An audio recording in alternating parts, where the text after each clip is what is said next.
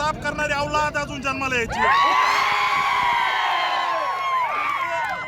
आणि एखाद्या दारुड्याने बेवड्याने म्हणलं इथलं भाजप संपत नसतं, इथलं भाजप हे ताकदीने उभा करायचं काम राम सातपुतेने केलेलं आहे।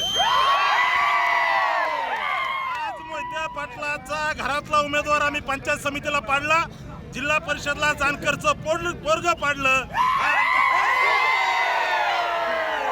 राज्याचे नेते देवाभाऊ जयाभाऊ यांचा हा विजय, आणि यामुळे हा विजय मी या ठिकाणी इथल्या जनतेच्या चरणी समर्पित करतो।